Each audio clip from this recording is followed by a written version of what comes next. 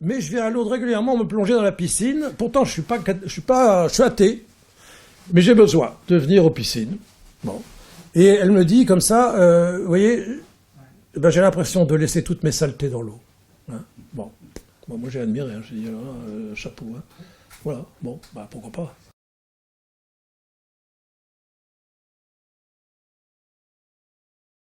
Une autre histoire, parce que sûrement vous aimez bien les histoires, et puis il faut... une des plus belles... Alors on me dit toujours, quelle est la plus belle guérison que vous ayez jamais connue à Lourdes? Ben, je dis, il n'y en a pas de plus belle, elles sont toutes belles. Elles sont toutes belles, et... enfin c'est vrai, elle est très belle. C'est donc une guérison en piscine. Mais j'en ai eu d'autres. Hein. Celle-là, elle me revient toujours parce que quand même, elle m'a marqué. C'est donc une jeune femme qui me téléphone au mois de septembre de l'année 2004.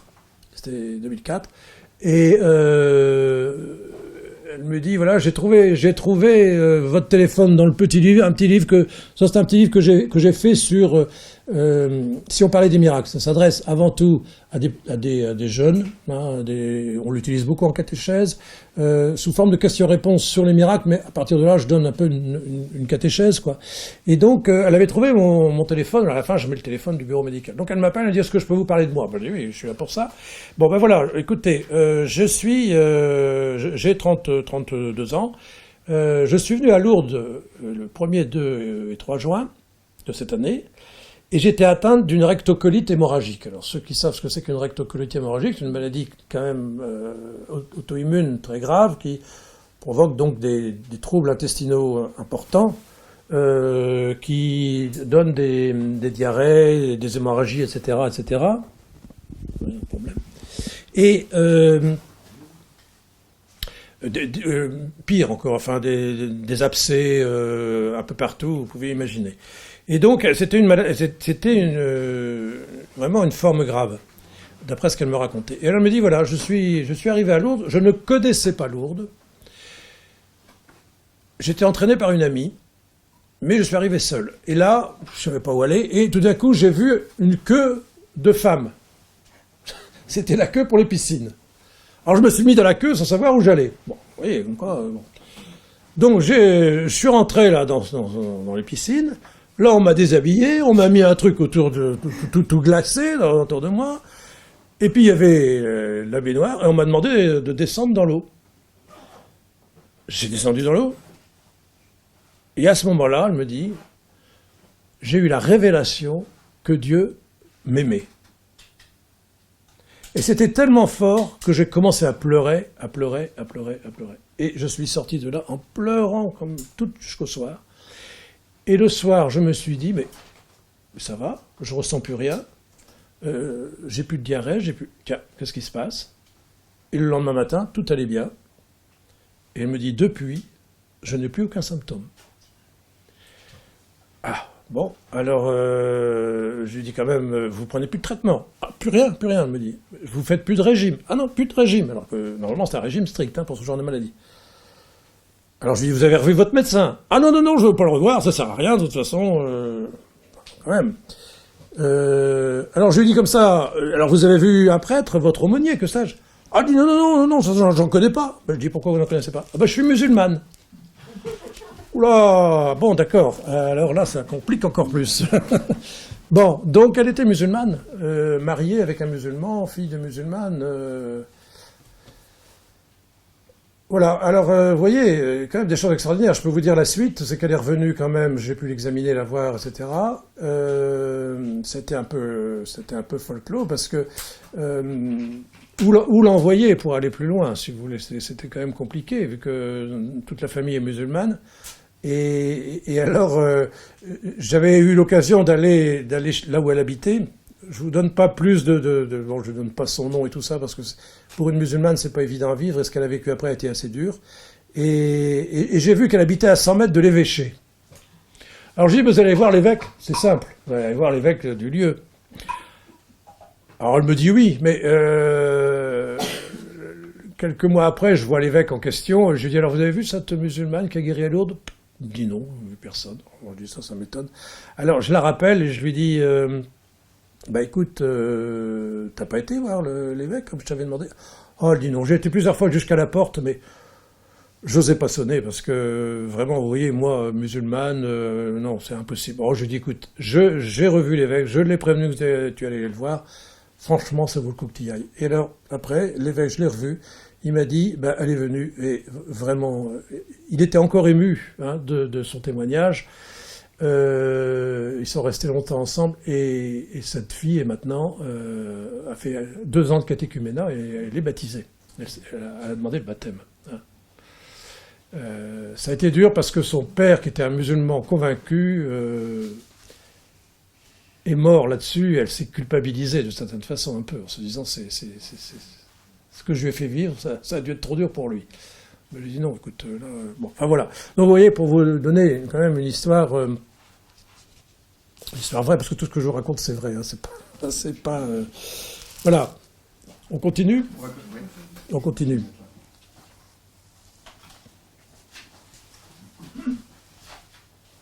Donc, pour nous, médecins, bon, il n'y a pas de médecin dans l'Assemblée, là, c'est peut-être pas la peine que je dise. Oui. Donc, pour nous, médecins, ce qui est important, c'est d'assurer qu'il y a bien guérison. C'est-à-dire passage d'un état pathologique avéré à un état de santé évident. Et donc, moi, quand j'ai quelqu'un qui venait se déclarer, je lui demandais toujours, bon, vous allez revoir votre médecin, je vais prendre contact avec lui, il me faut des documents avant la guérison, pour être sûr que vous étiez bien malade, parce qu'il y a aussi des gens, quelquefois, qui croient l'être et qui ne le sont pas, il me faut des documents après.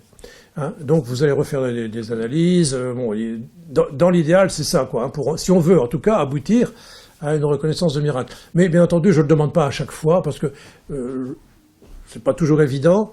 Par exemple, pour cette musulmane, je n'aurais jamais fait reconnaître comme une miraculée. C'est trop compliqué pour elle. Donc, on perd beaucoup de déclarations où on sait qu'on ne pourra pas aller plus loin. D'autant que l'Église ne veut pas baser la foi sur le merveilleux. Hein. Donc, parce qu'il y a toujours un risque de baser la foi sur le merveilleux, ça fait rentrer dans le fidéisme si on n'utilise pas la raison, et pire encore dans l'illuminisme. Donc, il faut que la raison soit là également, et moi je représentais la raison sur le plan scientifique. Donc, mais nous sommes bien d'accord entre nous, il n'y a aucune opposition entre la foi et la raison, c'est évident, il n'y a aucune opposition, quoi qu'on l'ait dit, et bon, j'aime toujours citer la phrase de Jean-Paul II dans Fides et Ratio, la foi et la raison sont les 2 ailes qui permettent à l'esprit humain de s'élever jusqu'à la contemplation de la vérité. Hein, et je crois que c'est comme ça qu'on arrive justement à cette vérité qu'il y a eu miracle. Donc, les conditions pour qu'une guérison soit reconnue miraculeuse ont été mises au point par la hiérarchie au XVIIIe siècle. C'était le cardinal Prosper Lambertini qui est devenu Benoît XIV. Il a fallu 300 jours de conclave, je crois. C'était quand même assez exceptionnel. Oui, c'était long. Mais finalement, c'est lui il a été un très bon pape. Alors, c'était un scientifique et il a donné des conditions vous allez voir, qui sont des conditions restrictives, très restrictives, pour qu'une guérison puisse être reconnue miracle de façon canonique. Alors, les raisons sont celles-là. Je vais quand même assez vite parce que c'est quand même médical. Premièrement, la maladie doit être grave. On ne va pas s'exciter pour une maladie bénigne qui guérit. Il y en a des maladies bénignes qui guérissent, hein, heureusement. Bon. Mais là, il faut que ce soit grave. Alors, une maladie bénigne qui guérit, par exemple, je vais vous donner un exemple qui m'a beaucoup marqué. Et je l'ai là parce que je l'ai retrouvé dans mon cartable, donc c'est que je devais vous le dire. Hein. Moi, je crois quand même que l'Esprit Saint, heureusement, est là. C'est une femme qui m'a écrit pour le Nouvel An. Elle m'a envoyé des vœux, et elle s'appelle Véronique. Je ne donne pas son nom de famille, c'est pas la peine. Et ça venait du monastère du Carmel de Carros, village près de Nice. Bon. Alors, oui, je me suis dit, tiens, je la connais, Véronique, ça c'est une guérie, ça m'en rappelle plutôt. Parce que je peux vous dire que tous les guéris que j'ai vus, j'en ai vus, je ne les ai jamais oubliés, tellement. Moi, il y en a vraiment, j'avais envie de me mettre à genoux devant eux, tellement c'était fort. Hein. Je peux dire que c'est... Et là, elle me dit, voilà, cher docteur Tellier, en cette octave de Noël, je désire vous souhaiter tous mes vœux de paix et de bonheur et la joie de Dieu également pour la nouvelle année. Je vous envoie ci-joint une lettre circulaire sur ma vie dans ce monastère du Carmel. Si vous avez la patience de la lire jusqu'au bout, bon, je l'ai lu, c'était très intéressant.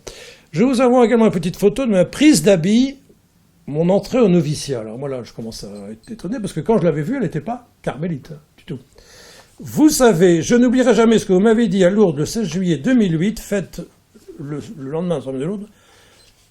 Voyez ce que Marie veut vous dire à travers cet événement concernant votre pouce. Et ça, je m'en souviens moins, mais si je lui ai dit, et si elle s'en souvient, c'est que c'est vrai. Et alors, je vous le raconte l'histoire rapidement quand même, mais si je commence à raconter l'histoire, je suis foutu, j'en ai jusqu'à minuit ici. Bon, tant pis, vous êtes prêts. Donc, cette femme était venue me voir le 18 juillet, et elle me dit, voilà, j'ai été opéré au mois de juin d'une maladie du Dupuytren. Maladie du Dupuytren qui touche donc les nerfs, les tendons, bon, de la main. J'ai été opéré par un médecin de Nice, très compétent, d'ailleurs je sais qu'il est très compétent, mais ça n'a pas marché. Bon, la médecine n'est pas une science exacte, vous le savez malheureusement, et ça n'a pas marché, c'est le contraire. Et donc le chirurgien m'a dit, écoutez ma pauvre, partez en vacances et revenez en octobre, je vous ferai une greffe, on va essayer de trouver quelque chose. Bon. Donc elle part en vacances, et puis elle vient à Lourdes. Et elle me dit le 16, donc date de la dernière apparition de Lourdes, Notre-Dame du Mont-Carmel, dans la liturgie catholique, Notre-Dame du Mont-Carmel. Elle me dit, j'étais à la grotte, donc je ne pouvais plus bouger ma main, et tout d'un coup j'ai senti une douce chaleur sur ma main, et voilà que j'ai pu à nouveau la bouger comme avant. Et alors elle me dit, je viens vous voir pour vous le montrer, hein, vous voyez ? Pareil. Il y avait en effet la cicatrice de la chirurgie qui avait été faite avant. Et elle me dit, c'est extravagant. Elle n'en revenait pas elle-même, je me souviens. Et c'est là que je lui ai dit, mais essayez de voir un peu ce que Marie veut vous dire à travers cet événement. Et le cheminement s'est fait chez elle, et elle me raconte ce qu'elle a voulu me dire, une invitation à entrer au Carmel. Merci Marie. Voilà. J'espère que vous allez bien, ainsi que votre nombreuse famille. C'est quand même étonnant, hein. Ce qui montre bien que, enfin, ça je voudrais, je peux le dire déjà maintenant, c'est que il n'y a pas, le miracle, c'est pas seulement un côté pathologie qui disparaît, c'est bien plus que ça, c'est bien plus que ça. Et c'est pour ça qu'il ne faut pas en rester uniquement au côté médical. J'y reviendrai. Je redonne le côté médical. Donc, la maladie doit être grave, parce que j'avais commencé, je vais continuer. Elle doit être connue et répertoriée. Bon, là, ce n'est pas une maladie assez grave pour être connue, un miracle, de toute façon. Hein. Maladie du Dupuytren, on n'en meurt pas, bon, donc on n'ira pas plus loin. Elle doit être connue et répertoriée. La maladie doit être uniquement organique, lésionnelle. Ce qui veut dire que, encore aujourd'hui, on ne prend pas les maladies psychologiques, psychiatriques ou autres, ce qui est un peu dommage. Je suis bien d'accord avec vous. Et d'ailleurs, j'ai essayé de faire avancer les choses, mais pour l'instant, c'est pas simple. Mais on avance quand même dans ce sens-là, puisqu'aujourd'hui, on a quand même des éléments objectifs, biologiques ou autres, dans les maladies psychiatriques. Mais à cette époque-là, on ne l'avait pas, donc il faut faire avancer les choses. Mais c'est long. Hein. Bon. Quatrièmement, il ne faut pas qu'il y ait de traitement pouvant l'expliquer, cette guérison. Bon, là aussi, vous voyez que c'est compliqué, parce qu'aujourd'hui, vous avez la moindre rhume, vous prenez un médicament. Hein. Donc on a des médicaments pour tout, qui sont quand même souvent efficaces. Donc vous voyez que c'est compliqué, parce que les grosses pathologies sérieuses sont forcément traitées. Bon. Alors, est-ce que le traitement n'a pas suffi? Bon, en général, c'est quand même des gens qui ont un traitement pendant très longtemps. Vous voyez l'histoire de la rectocolite. Elle avait un traitement, mais ça servait à rien. Ça ne portait rien. Elle avait du Remicade, elle avait des choses quand même importantes. Ça ne la guérissait pas. Tandis que là, clac, du jour au lendemain, elle guérit, ce qui est quand même assez... Alors, le cinquièmement, c'est que la guérison doit être subite, soudaine, instantanée et sans convalescence. Ça, en général, en médecine, ça ne se voit pas. C'est quand même assez surprenant. Aussi, instantanément, on est toujours abasourdi de le voir. J'y reviendrai, parce que ça, c'est très important. Et puis, sixièmement, la guérison doit être complète. Donc, pas seulement complète, et dernièrement, définitive. Définitive. Bon, là aussi, c'est un peu compliqué. Quand est-ce qu'on peut dire que c'est définitif? Quand le sujet meurt, guéri. Mais il meurt d'autre chose. Ça, c'est des astuces de médecins. Mais c'est vrai, les miraculés finiront bien aussi leur jour comme nous. Hein, ça, c'est certain. Bon. Mais il ne faut pas que ce soit une simple rémission. Voilà, il faut que ce soit une guérison. Nous sommes d'accord ? Voilà. Donc vous voyez, il y a beaucoup d'appelés et peu d'élus. Hein. Et donc, comment ça se passe? Bon, eh bien, sur le plan médical, c'est le médecin du bureau médical, c'est les médecins qui passent à Lourdes, n'importe quel médecin peut donner son avis sur les cas qu'on voit. C'est après l'Association médicale internationale de Lourdes qui regroupe des médecins du monde entier qui peuvent donner leur avis. Et c'est finalement le Comité médical international de Lourdes qui est composé de spécialistes, 25 spécialistes de l'Europe entière, qui se réunissent une fois par an pour examiner les dossiers que le médecin a amenés jusque-là, qui ont déjà été vus pendant 2 ou 3 ans. Donc, vous voyez que ça demande facilement, minimum, 4-5 ans pour aboutir. Ça, c'est le côté médical. Et après, c'est le côté ecclésial. Parce qu'une fois que les médecins ont dit oui, cette guérison, on ne peut pas l'expliquer, et nous, médecins, on ne peut pas dire autre chose, on ne peut que dire guérison sans explication médicale, d'accord? C'est à l'Église de dire s'il s'agit d'un miracle. Alors, sur quoi va-t-elle se baser, l'Église? Alors, l'Église, c'est l'évêque du guéri. Donc, c'est l'évêque là où habite le guéri. Hein, comme je vous dis, les gens viennent du monde entier à Lourdes, donc ça peut être n'importe où dans le monde. Et c'est l'évêque du guéri qui décidera s'il veut faire une reconnaissance canonique en fonction des critères de Lambertini, qui, vous voyez, en fait, sont des critères médicaux, ce qui est quand même assez étonnant. Donc, il y a autre chose.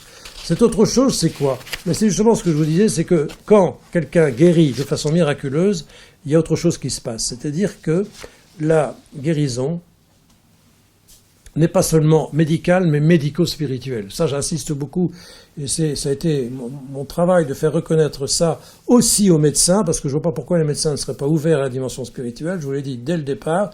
C'est-à-dire qu'une guérison ne devient miraculeuse que lorsqu'elle remplit 2 conditions. Premièrement, certes, elle échappe aux lois habituelles de la médecine ou de l'évolution des maladies, c'est-à-dire qu'elle s'effectue selon des modalités extraordinaires et imprévisibles, d'accord? Et deuxièmement, elle amène le bénéficiaire ou les témoins, si le bénéficiaire, par exemple, est un enfant ou quelqu'un dans le coma, ce qui peut arriver, à rechercher ou reconnaître une signification spirituelle à l'événement. Plus précisément, elle les invite à croire à l'intervention spéciale de Dieu pour lui. D'accord? Ça, c'est fondamental. C'est-à-dire que le miracle, c'est vraiment le passage de Dieu dans la vie de quelqu'un. Pour moi, c'est une effusion de l'Esprit Saint.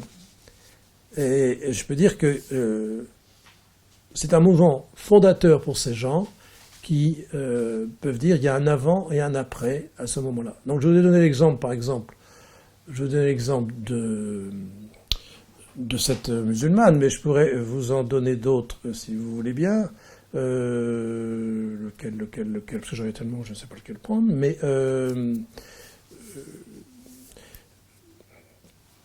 vous voyez, ça touche forcément. Est-ce que vous connaissez l'histoire d'Alexis Carrel? Vous connaissez Alexis Carrel? Je le raconte un peu dans mon truc, mais Alexis Carrel, en 1902, c'est vieux, vous allez me dire, 1902, n'empêche qu'on a tous les éléments, on les a tous. En 1902, Alexis Carrel avait 27 ans, il avait fini médecine, il était brillant, et il habitait Lyon. Il y a des gens de Lyon ici, il habitait Lyon. Et voilà que il s'intéressait à tout, c'était un esprit curieux, et bien entendu, il avait entendu parler de Lourdes. Zola avait écrit son célèbre roman Lourdes en 1899. Zola qui avait changé complètement la vérité, la réalité des faits, dans son roman. Et donc, il y avait une malade qui était atteinte d'une péritonite tuberculeuse au dernier degré, qui souhaitait aller à Lourdes. Et le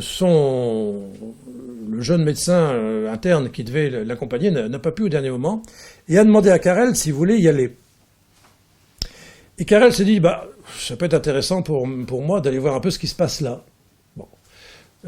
Donc il a décidé d'accompagner ce train de malades à Lourdes, et spécialement cette jeune femme qui avait 22 ans, qui s'appelait Marie Bailly.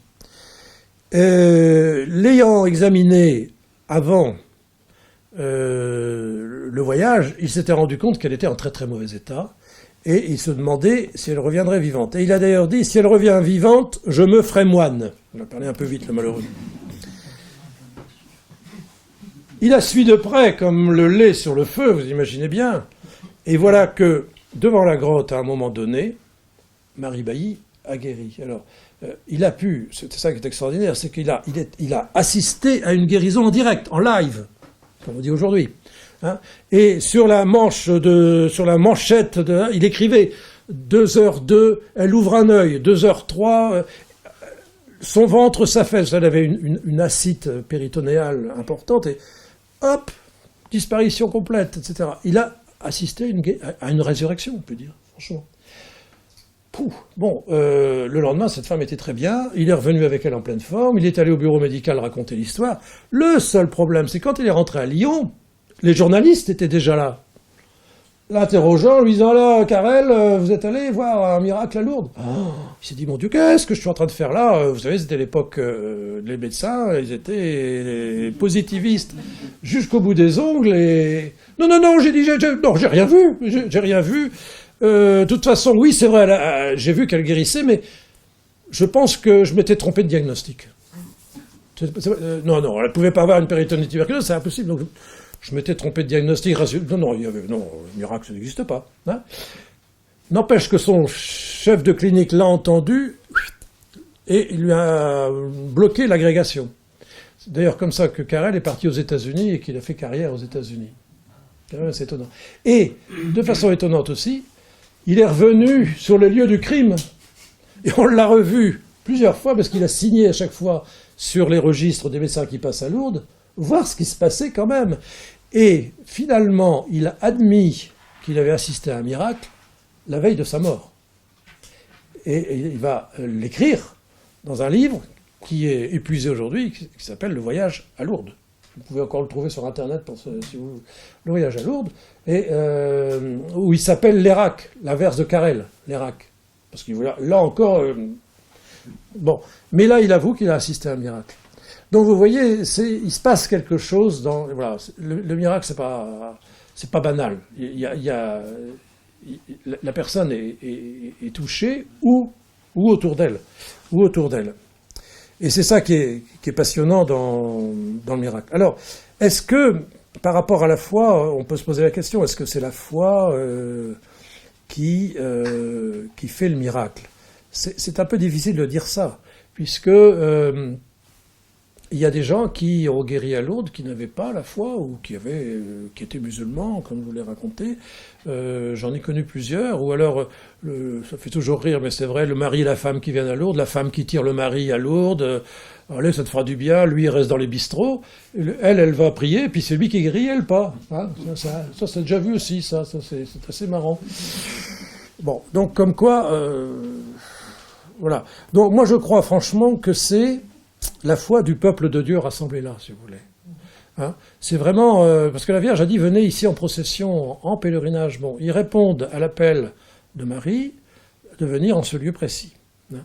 Et donc, c'est déjà une démarche de foi. Hein, et quand on sait que convergent là des gens du monde entier, on se dit, c'est quand même fort, quoi. Hein, c'est vraiment la foi du peuple de Dieu, avec bien sûr l'espérance de guérir.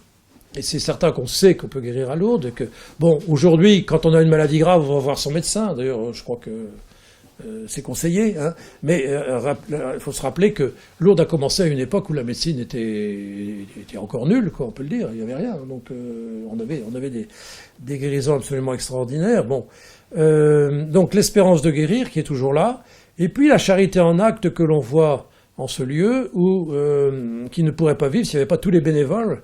Hein, qui aident, qui transportent les malades, qui baignent les malades, etc., etc. Donc moi je crois vraiment que c'est cette foi du peuple de Dieu rassemblé en ce lieu où Marie est présente qui fait que il y a des guérisons. Il y a des guérisons parce que c'est la volonté de Dieu. Pourquoi certains guérissent, d'autres ne guérissent pas d'ailleurs. Là, on ne peut pas savoir. Ce que je peux vous dire, c'est que ceux qui viennent à Lourdes repartent différents. Enfin, on repart pas comme on est venu. Hein. Il se passe toujours quelque chose, aussi bien pour les malades que pour les bien portants qui viennent là en bénévolat. Je pense à un cas très particulier d'un malade que j'avais suivi le temps où il est venu à Lourdes. C'était un monsieur d'une 40aine d'années qui avait un rhabdomyosarcome de la fesse. Donc c'est un cancer extrêmement grave, père de 3 enfants, qui avait été jusqu'à l'Institut Rockefeller à New York pour se faire traiter. Et là, on lui avait dit, monsieur, on ne peut rien pour vous, vous pouvez retourner chez vous. Il est donc rentré chez lui.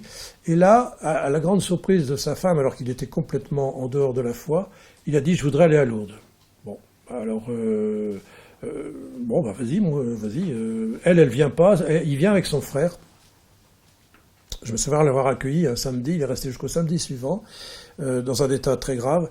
Mais il ne souhaitait qu'une chose, c'est aller à la grotte. Et il restait là des heures entières en contemplation, je peux dire. Il est rentré chez lui et il est mort 15 jours après. Mais avant de mourir, il a dit à sa femme, eh bien écoute, je préfère mourir à 40 ans en connaissant Dieu qu'à 80 sans l'avoir connu. Moi je trouve que c'est quand même une guérison ça. Si on peut, il s'est passé quelque chose pour cet homme. Je pourrais vous en raconter d'autres. Voilà, il y a quelque chose qui passe. Il y a quelque chose qui passe, on ne sait pas pourquoi, c'est comme ça. C'est ça le miracle. Hein. Donc le miracle, vous voyez, c'est vraiment un fait extraordinaire. Mais où on reconnaît l'intervention de Dieu, hein, qui est bienveillante. Voilà. Donc c'est bien sûr. Alors certains voudraient pouvoir prouver un miracle. Bon, je suis désolé, mais on ne pourra jamais prouver un miracle. Hein. Même les 68 qu'on a retenus, on ne peut rien prouver. C'est une conviction intime qu'il s'est passé quelque chose. Bon. On ne pourra jamais le prouver. Aujourd'hui, d'ailleurs, la grande contestation des médecins, c'est de dire « Ah, ben, c'est une rémission spontanée ». D'ailleurs, je peux vous donner, alors là, je vais vous donner 2 autres exemples de guérisons qui ne se sont pas passées à Lourdes, pour vous montrer quand même que, bon, moi je vous parle de Lourdes, c'est normal parce que je connais particulièrement ce lieu, mais je vais vous en donner 2 autres qui ne se sont pas passées à Lourdes, mais qui sont des guérisons miraculeuses. Donc, celle de Saint-Nicolas-des-Champs, en particulier, puisqu'on m'a demandé aussi de voir un petit peu ce qui se passait là.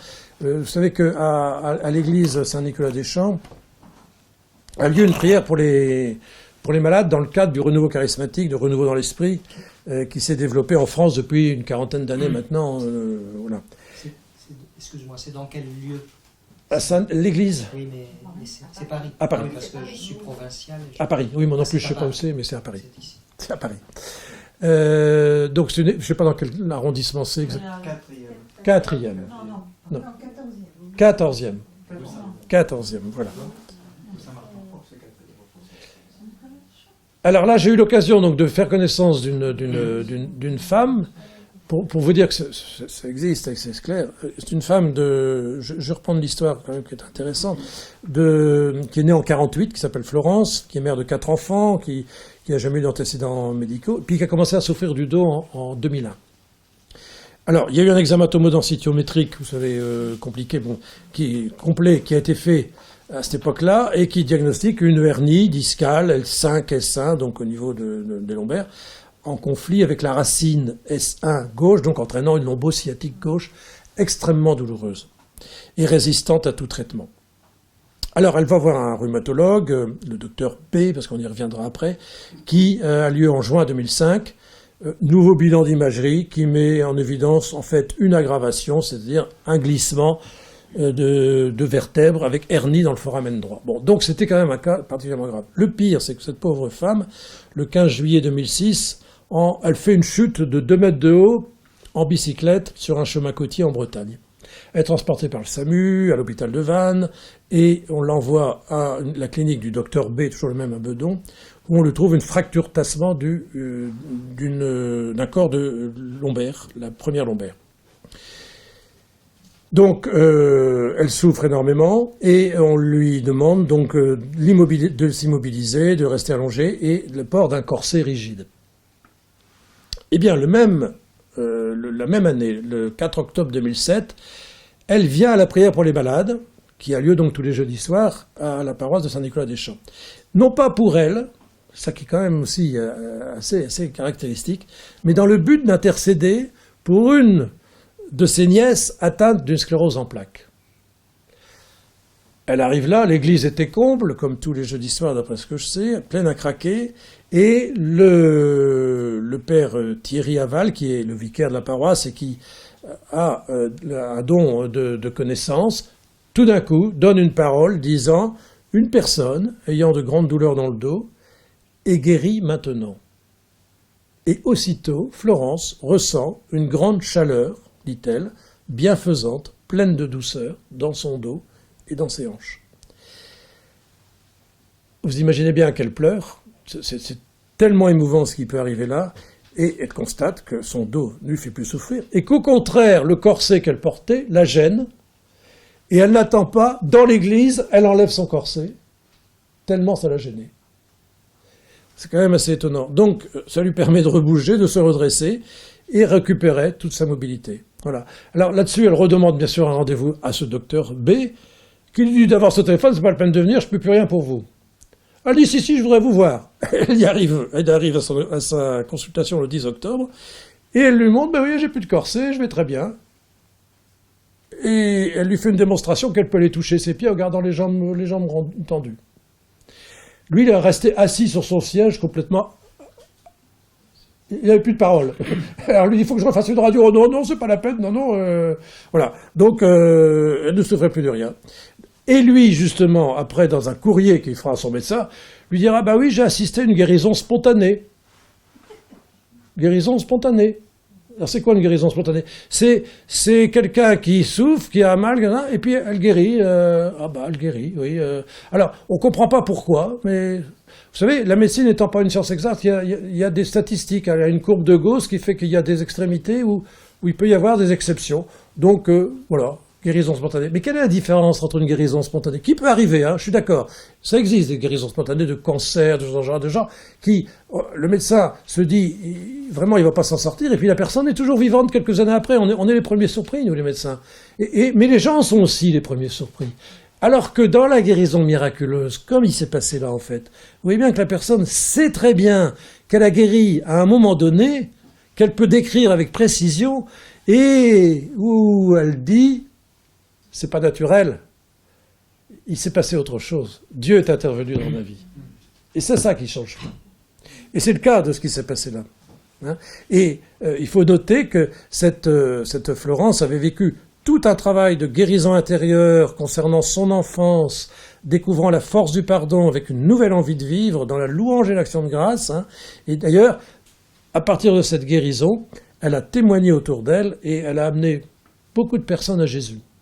Donc vous voyez que là, encore, alors que c'est pas à Lourdes, hein, bon, c'est une guérison miraculeuse, eh bien, elle est surprenante, mais caractéristique, parce qu'il y a les deux éléments nécessaires dont on a parlé tout à l'heure, la guérison du corps, instantanée, sans convalescence, hein, définitive, d'une maladie handicapante, grave, objectivement diagnostiquée, et une guérison du cœur, hein, une conversion spirituelle, intense, forte, qui fait que la personne n'est plus la même après. Donc ça, vous voyez, c'est vraiment typique d'une guérison miraculeuse. Je vous en donne une autre qui n'a pas eu lieu à Lourdes, c'est celle de la sœur Marie Simon-Pierre. Alors, je l'ai rencontrée dernièrement, c'est pour ça que j'ai une sœur des maternités catholiques, donc qui s'occupe des accouchements dans une maternité. Et c'est sa guérison qui a permis la béatification de Jean-Paul II. Alors c'est quand même assez étonnant parce que on a retenu donc cette guérison pour la béatification de Jean-Paul II. Il y en avait d'autres. Hein. Mais vous savez que l'Église catholique, en tout cas, pour reconnaître qu'une personne qui a eu une vie héroïque d'une certaine façon, donc sur laquelle on se repose sur l'héroïcité de ses vertus, pour la béatifier et après pour la canoniser, il faut qu'il y ait un miracle, la plupart du temps de guérison, qui vienne confirmer qu'on a raison de vouloir béatifier ou canoniser cette personne. Donc ça a été le cas pour Jean-Paul II. Et on a retenu cette guérison parce que quand même, elle est quand même assez caractéristique. D'abord, elle s'appelait sœur Marie Simon-Pierre. En plus, elle s'occupait donc de la vie dans sa maternité. Et Jean-Paul II a tellement insisté sur la vie. Et troisièmement, elle était atteinte d'une maladie de Parkinson, comme Jean-Paul II. Et cette sœur, donc, avait une maladie de Parkinson caractéristique qui avait été diagnostiquée par des médecins neurologues sérieux. Et un soir, donc elle le raconte encore avec beaucoup d'émotion aujourd'hui, mais ça s'est passé il y a déjà 5 ans, elle va voir sa supérieure pour lui dire « Moi, il faut que j'arrête, je peux plus, ma maladie est devenue trop importante. Vous voyez comme je tremble, je ne peux plus rester debout, je ne peux plus marcher, je ne peux même plus écrire. » Et sa supérieure lui dit « Vous pouvez m'écrire Jean-Paul II ?» Alors elle prend un crayon, elle essaye. Non, on n'y arrive pas, c'est impossible, c'est complètement... Bon. Bon, oui, d'accord, je comprends. Écoutez, je vais réfléchir, on en reparlera. Elle rentre dans sa chambre, elle se dit « Zut, j'arrive plus à écrire Jean-Paul II, qu'est-ce que ça veut dire ?» Elle reprend un crayon et clac, là, elle l'écrit parfaitement. Bon, elle se couche, et puis tout d'un coup, en pleine nuit, elle se réveille, et elle a la certitude qu'elle est guérie. Elle se lève, elle s'habille, elle se lève, elle part à la chapelle, à l'adoration, et elle se rend compte qu'en marchant, elle avait les bras qui étaient normaux, etc. Elle ne tremblait plus. Et quand les sœurs sont arrivées à 6 heures du matin, elle a vu qu'elle avait retrouvé entièrement sa santé antérieure. Donc elle avait guéri en une nuit de sa maladie de Parkinson. Je peux vous dire que 5 ans après, on ne s'est même pas imaginé qu'elle pouvait être atteinte de cette maladie. Mais là aussi, moi j'ai eu des réflexions et des réactions. Alors moi ça ne me concernait pas parce que j'étais à Lourdes, c'était pas mon boulot. Mais vous connaissez les journalistes, et sachant que j'étais à Lourdes, ils m'ont interviewé plusieurs fois sur le sujet. Et j'ai eu toutes les réactions possibles et imaginables des médecins.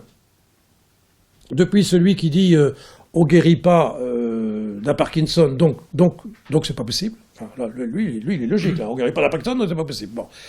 Non, c'est une maladie trop grave, c'est pas possible. Ben oui, mais malheureusement, si. Le miracle, c'est de guérir d'une maladie grave. Si on guérissait d'une angine, là, il rigolerait bien. Non, là, c'est pas le cas. Donc ça, c'est la première chose. Deuxièmement, qui revient toujours, ah mais on s'est trompé de diagnostic. Bien entendu. Là, c'est pas très gentil pour les confrères, alors que tous les confrères avant avaient assuré que c'était bien Parkinson. Ah bah c'est une forme clinique qui guérit spontanément. Ah oui, bah ça j'aimerais bien la voir aussi, ça n'existe pas. Enfin bon, ça je l'ai entendu aussi. Ou enfin, bien sûr, le grand morceau, c'est ah ben c'est psychologique. Hein, c'est psychologique, vous comprenez. C'était une bonne sœur, une femme et une bonne sœur. Donc elle était hystérique, forcément. Et donc, si elle a guéri, c'est bien sûr psychologique. Bon. Il faut la connaître pour voir qu'elle n'est pas du tout hystérique. Et d'ailleurs, il y a eu des examens psychiatriques qui ont été faits pour assurer la question. Donc tout ça, donc vous voyez, pour dire que c'est quand même fort, mais malheureusement, la mauvaise foi de certains fait que, bon, on peut toujours en discuter. Vous savez, aujourd'hui, c'est une bataille, hein, comme les restes. C'est pour ça que, bon, on va bientôt arrêter, peut-être. À quelle heure, là ? 9h25. À quelle heure vous voulez que j'arrête ? On avait prévu vers 10h. Bon, alors on continue.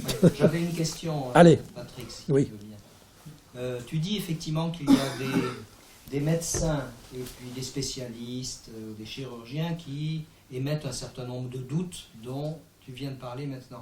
Alors j'ai eu par hasard, il y a 2 jours, je crois que c'est paru dans un journal, le 6 mars, un miracle, comme tu cites. Alors ça s'est passé dans la région de Morteau, dans le Doubs, dans une chapelle grotte de Remonneau dédiée à la Vierge. C'est quelqu'un qui a été guéri de 79 ans de quelque chose à la rétine. Bon, le chirurgien qui avait dit on va l'opérer, lui, il n'en revient pas. Oui. Et il y a un autre spécialiste des yeux qui, lui, dit finalement, oui, ça arrive que ça guérisse, sauf qu'il l'avait depuis très longtemps, etc. Oui. Et alors, où je suis un petit peu plus étonné, c'est de la prudence de l'archevêché. Du Doubs. Ceci, alors, le journaliste rapporte ça. Nous accueillons la nouvelle de cette guérison avec joie et nous rendons grâce. Mais ce n'est pas parce que quelque chose d'inexpliqué survient que c'est miraculeux. Ce en quoi je pense qu'il a raison. Oui. Mais on constate souvent, et puis peut-être même ce que tu as dit corrobore ceci, sur 7700 cas de guérison, il y en a très peu qui sont reconnus comme miracles, alors que j'aurais tendance à dire qu'il y en a davantage et qu'il y a une grande prudence de l'Église ou de la hiérarchie sur ce plan-là. Mais, voilà, c'est une question. Une très très grande prudence qui a toujours existé, qui existera toujours, parce que c'est vrai qu'on ne peut pas baser la foi sur l'effet miraculeux au départ, enfin sur l'effet merveilleux, je dirais, sur le merveilleux. Néanmoins, le risque, ce serait de ne plus croire aux miracles, alors que les miracles ont toujours existé dans l'histoire biblique. Depuis l'Ancien Testament, tous les miracles du Christ, c'est qu'il a dit que vous ferez des miracles encore plus étonnants que ce que j'ai fait. Et donc, il y en a eu dans toute l'histoire de l'Église. Donc si aujourd'hui on disait « Ah ben non, on veut plus de miracles », moi je dirais, alors là, on est en train de balayer quelque chose de plus ça serait trop grave. Donc, alors qu'on reste prudent, je suis d'accord. Par contre, le risque, c'est d'être trop prudent et de se baser uniquement sur le médical. Hein, parce que les médecins sont, par formation, scientistes. C'est comme ça. On a été formés comme ça. Et on peut pas admettre que quelque chose ne puisse pas être expliqué. Et donc, si on n'écoute que les médecins, on va refuser les miracles. Ça, c'est certain. Bon. Alors, dans l'Église orthodoxe, je ne sais pas s'il y a beaucoup de miracles reconnus. Bon, dans l'Église catholique, donc vous voyez, à Lourdes, c'est peu, mais il y en a toujours, il y en a régulièrement. Donc, les deux derniers dont tu as parlé au départ, que j'ai fait reconnaître, c'est celui de Jean-Pierre Belli et de Anna Santanello. Je pourrais vous les raconter parce qu'ils sont magnifiques.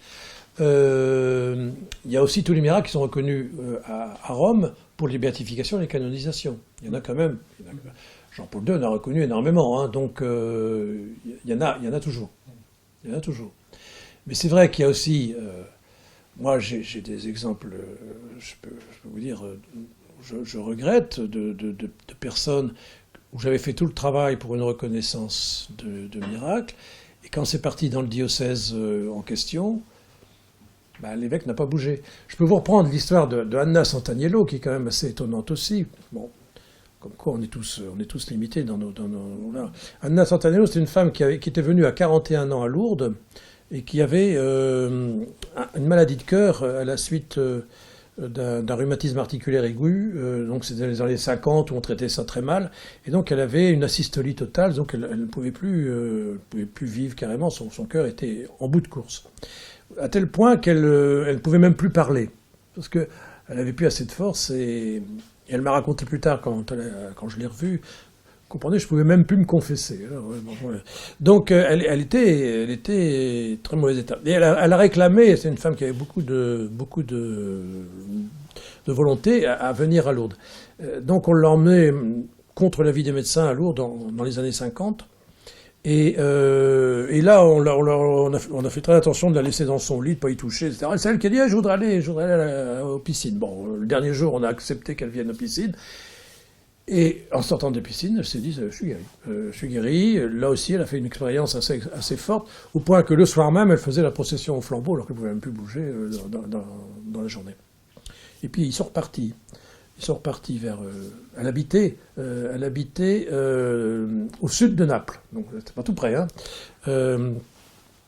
En fait, elle est repartie donc avec son pèlerinage, et arrivée à Gênes, elle a dit je vais aller voir mes parents à Milan. Et hop, elle est partie toute seule vers le train, alors qu'elle était arrivée dans une couchette. Elle ne pouvait plus bouger. Et arrivée à Milan, ses parents, qui attendaient l'heure de sa mort, ne sont pas revenus la voir revenir comme ça. Ils l'ont emmenée tout de suite chez le cardiologue pour voir ce qui se passait. Le cardiologue lui fait des examens, électrocardiogramme, etc. Je me dis, pourquoi vous venez me voir, vous êtes en bonne santé? Qu'est-ce que ça veut dire? Elle dit, regardez l'électro d'il y a un mois. Ah, c'était vous ça? Oui, c'était moi.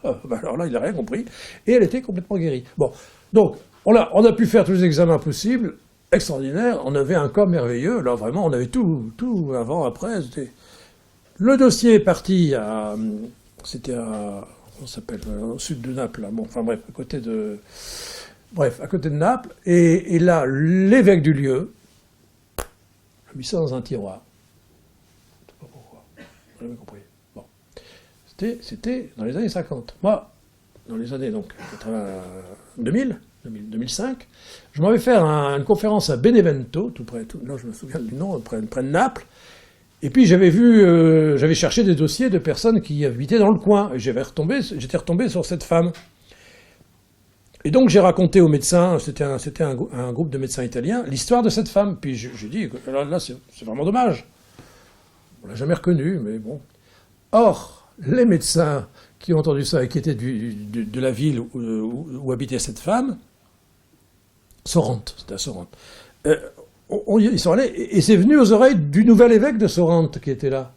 Ben, il s'est dit, après tout, c'est vrai, c'est bête. Il rouvre le tiroir et il retrouve l'histoire et il dit, pourquoi on l'a pas reconnue? Moi, je veux la reconnaître. Mais est-ce qu'elle est encore vivante? Alors il cherche.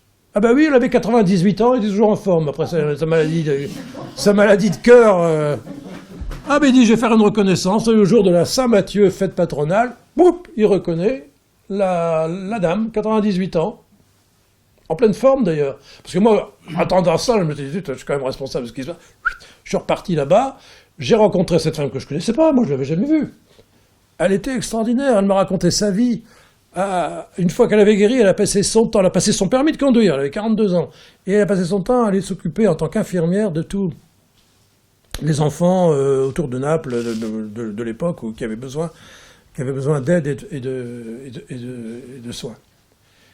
Et à 98 ans, elle était toute seule dans sa maison, elle se levait à 6 heures pour faire sa prière, enfin, voilà.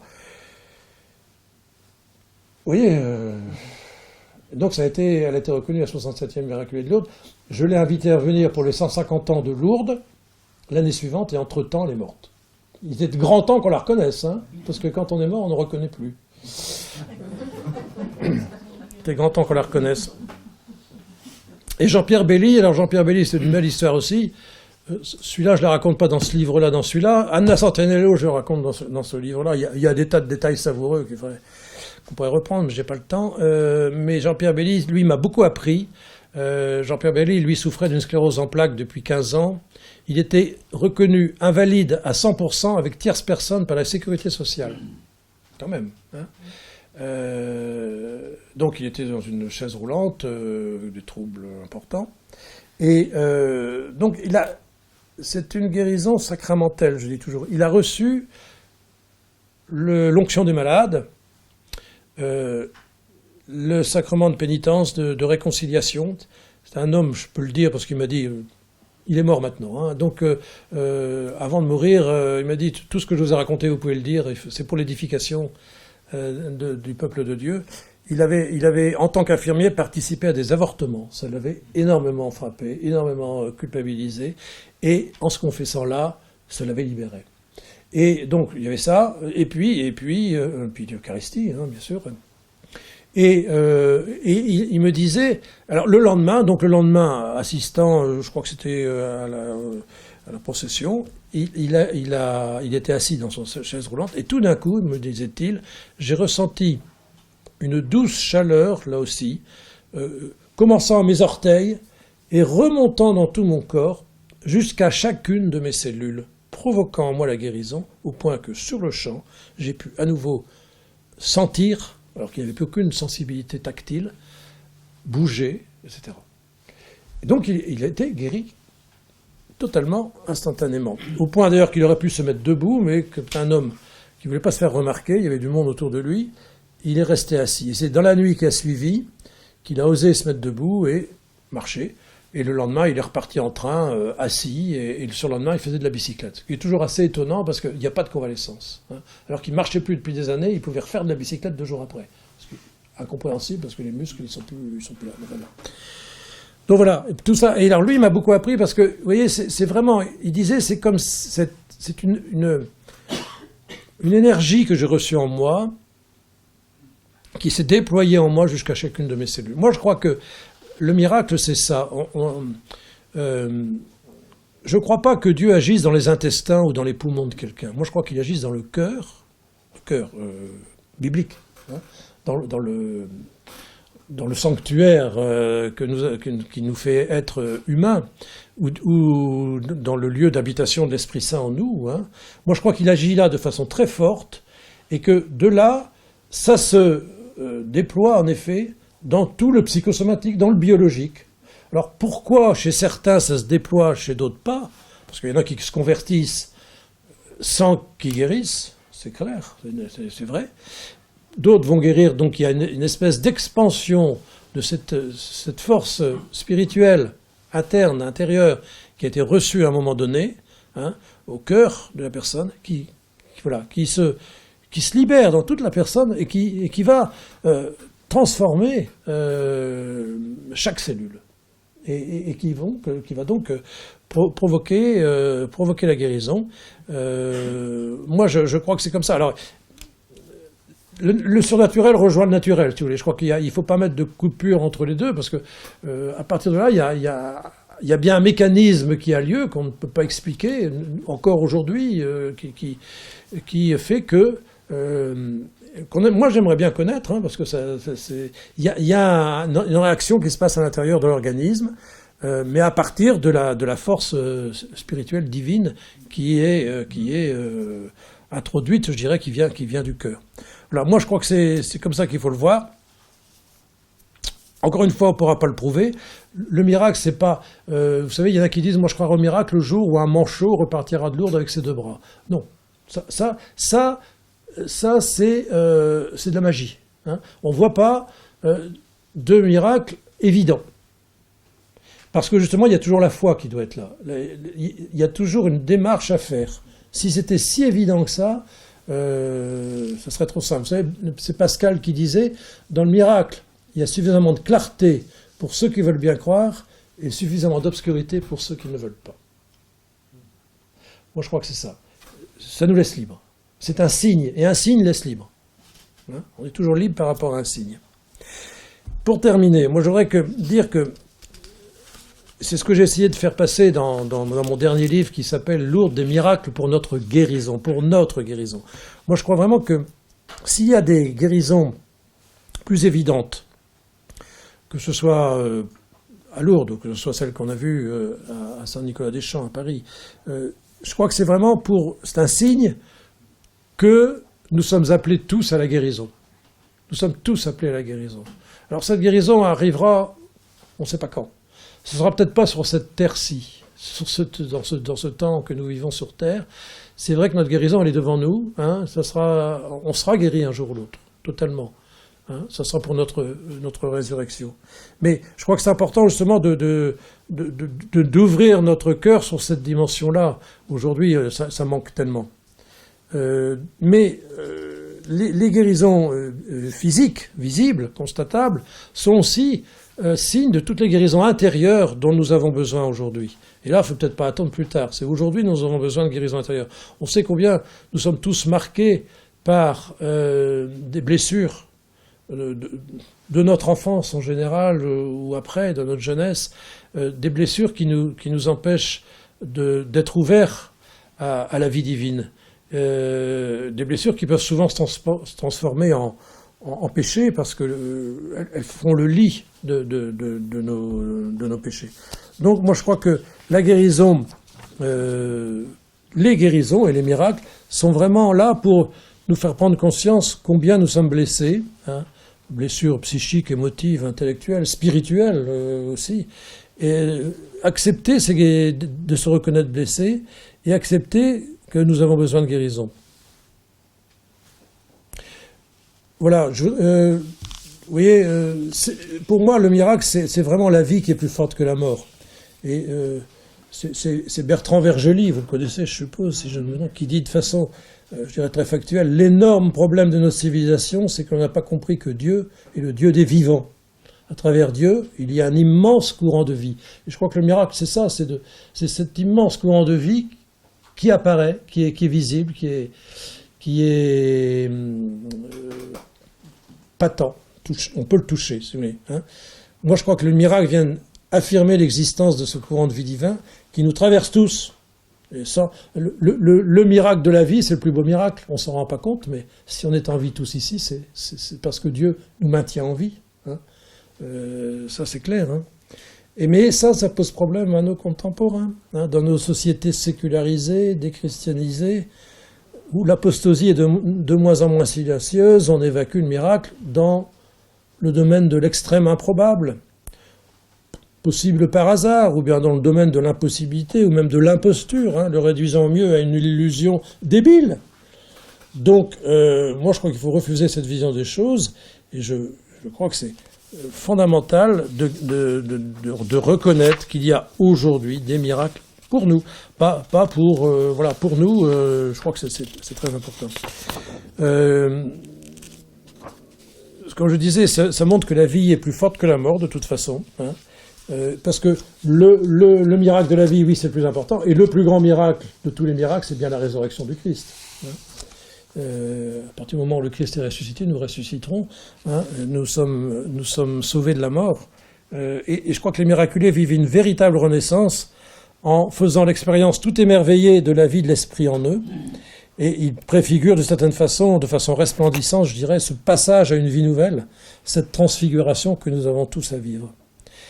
Oui, nous sommes appelés à guérir, nous le savons, nous ressusciterons tous un jour dans toute la plénitude de notre histoire personnelle et communautaire et dans tout notre être.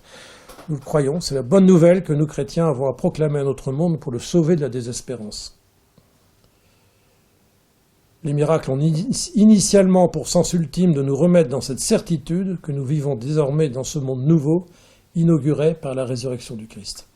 Voilà, je vous remercie de votre attention et je suis prêt à répondre à vos questions.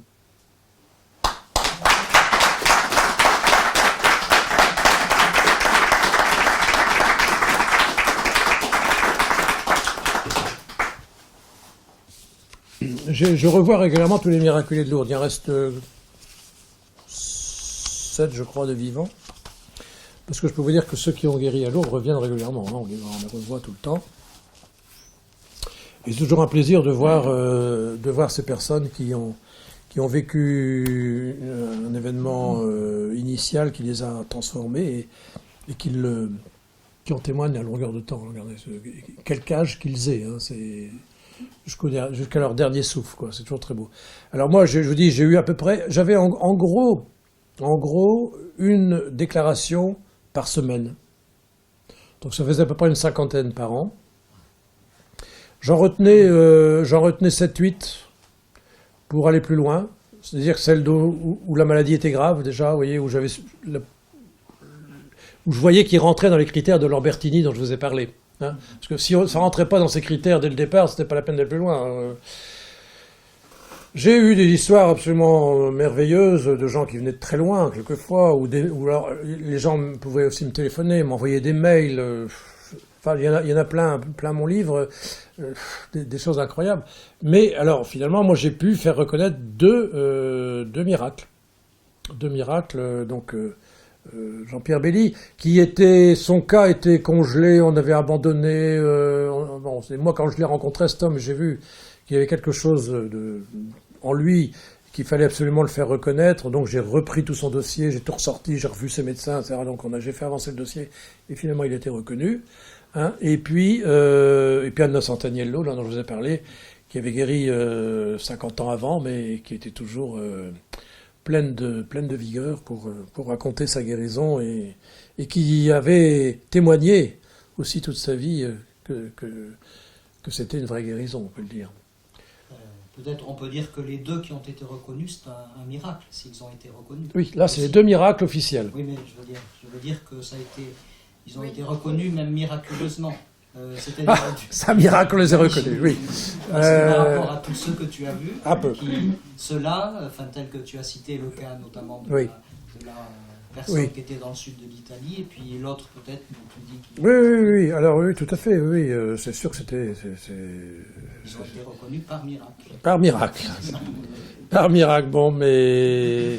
Non, mais là, normalement, il devrait y en avoir une qui devrait être reconnue, que j'avais laissé son dossier quand je suis parti.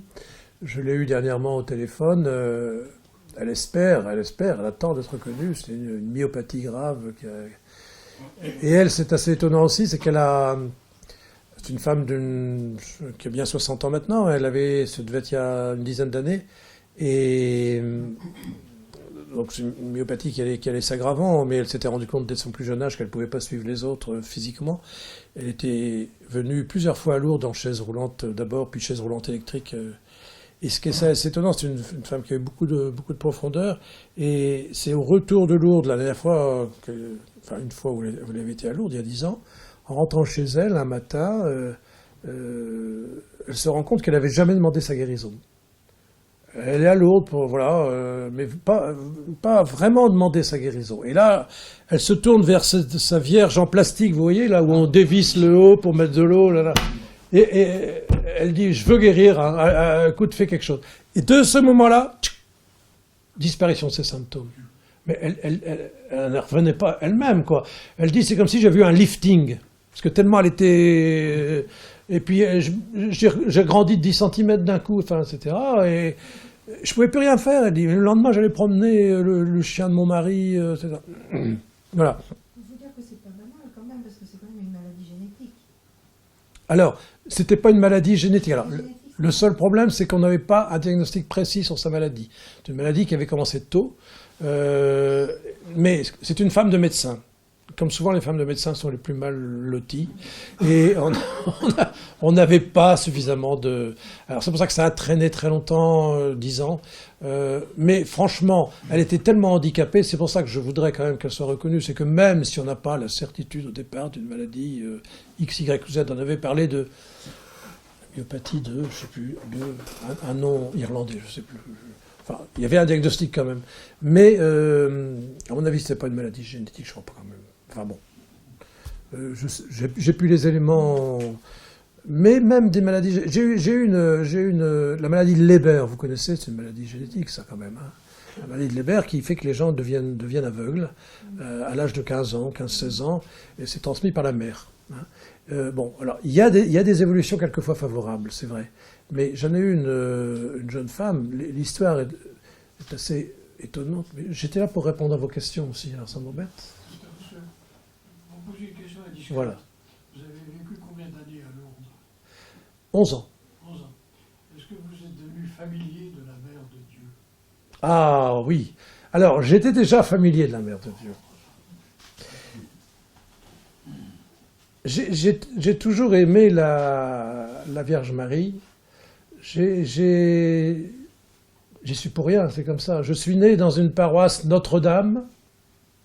J'étais baptisé dans l'église Notre-Dame. J'ai fait toutes mes études dans le collège Notre-Dame. Je suis plongé dedans, vous savez, comme Astérix au départ. Et alors, quand comment j'ai atterri à Lourdes, on me pose souvent la question.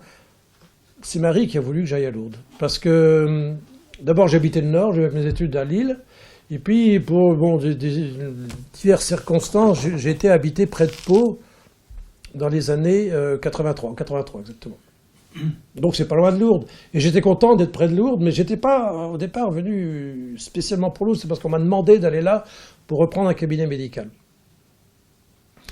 Et on avait des difficultés pour trouver c'était dans le cadre d'une vie communautaire qui nous convenait pas. C'était un ail. Ça nous convenait pas, donc on voulait en sortir. Mais il fallait trouver un logement, et on n'arrivait pas à trouver de logement. Et tenez-vous bien, le 15 août de l'année 83, je me suis dit, on s'est dit, soit on rentre dans le Nord, soit on reste. Et le 15 août, c'est la fête de l'Assomption, une fête de Marie, hein. Je suis allé à Lourdes en pèlerinage à pied pour lui demander ce qu'il fallait faire. Et qu'elle me donne un signe. On reçoit un signe quand même. Bon. Et le soir, rien. On se met au lit avec ma femme en prenant les horaires de la SNCF pour repartir le lendemain dans le Nord. Coup de téléphone à 10h du soir. Quelqu'un qu'on connaissait qui nous dit « Ah, les Telliers, il y a une maison à louer à côté de chez moi. Si vous venez pas maintenant, vous l'aurez jamais. Il faut que vous veniez tout de suite. » On s'est rhabillé. On est parti voir la maison de nuit. Je me suis même tordu le pied dans un trou. On a dit on prend. Ça c'est la Vierge qui veut qu'on reste. Moi je l'ai vu. Ça. Le plus extraordinaire, vous l'avez vu la maison, c'est que cette maison, on s'est rendu compte le lendemain qu'elle était devant la montagne avec une vue extraordinaire. On ne s'en était pas rendu compte, il faisait nuit. Un cadeau extraordinaire. On est resté 9 ans d'ailleurs, une location qui coûtait pas cher. Et donc on est resté dans le coin. Et de là, je pouvais aller à Lourdes, j'allais à Lourdes régulièrement, j'étais heureux. Mais je pensais jamais que j'irais travailler à Lourdes. Et il a fallu attendre 15 ans. C'est au bout de 15 ans que le médecin qui était là est parti et que j'ai des amis de Lourdes qui m'ont dit, bah tiens, mais c'est pour toi, il faut que tu demandes à venir travailler là. Ben, je me suis dit oui, en effet. Donc je me suis présenté, il y avait un appel de candidature, il y avait 13 médecins qui se sont présentés. Et c'est moi qui ai été pris. Alors que ça aurait pu être un autre. Elle avait un œil sur vous. Je crois. Parce que je peux vous poser une autre question. Oui. Est-ce que vous pourriez affecter les apparitions de Marianne du nom de miracle? Alors c'est compliqué ça. J'en parle un peu dans mon bouquin. D'une certaine façon, oui. D'une certaine façon, oui.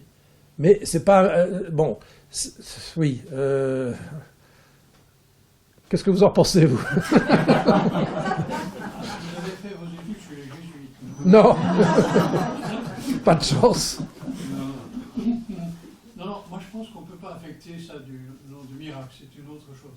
C'est-à-dire que la société du monde invisible, des saints, Oui, et même la société divine, pour nous, elle est naturelle. oui. Elle n'est pas surnaturelle.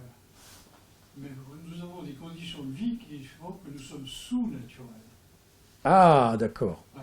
D'accord. Je pense que ça passe par là. D'accord. Alors, je vais ajouter quelque chose. Je ne sais pas si vous avez remarqué, les apparitions mariales sont de plus en plus nombreuses maintenant. Oui. Si vous regardez en arrière dans le christianisme, pendant, mettons, le premier millénaire, Il n'y a pas eu tellement. Non. il n'y en avait pas. Non. En tout cas, pas répertorié. Non, pas qu'on sache. Ça a commencé à venir dans les milieux chrétiens, et maintenant, Marie apparaît pas seulement dans les pays chrétiens, Mmh. mais un peu dans l'univers entier, Mmh. et à des personnes qui ne sont pas forcément du tout concernées Oui. par le fait qu'elle soit la mère de Dieu ou pas. Très curieux. Est-ce qu'on peut en conclure quelque chose? Oui. Je crois que c'est eschatologique quand même. Pardon? C'est eschatologique, c'est que la Vierge nous prépare au retour du Christ quand même, non? À la venue du Christ. Oui, je crois que c'est la bonne réponse. C'est-à-dire, les temps sont courts. Et alors, comme Marie a une immense, je ne sais pas comment dire ça, pitié, Compassion du sort pour de nous. l'humanité, voilà, elle s'approche de plus en plus. Oui, moi je crois. Oui, tout à fait. D'ailleurs, il y a des livres qui ont été écrits là, sur la continuité qu'il y a entre les différentes apparitions de Marie, depuis la rue du Bac, par exemple, qui est quand même une apparition extraordinaire, Lourdes, Fatima, enfin, et puis maintenant, en effet, il y en a un peu partout, même au Japon, en Égypte, mais oui, c'est sûr que... Et Medjugorje, bon, donc c'est sûr elle nous met en garde, elle nous dit attention, remuez-vous un peu. Alors ça c'est sûr, c'est sûr. Oui,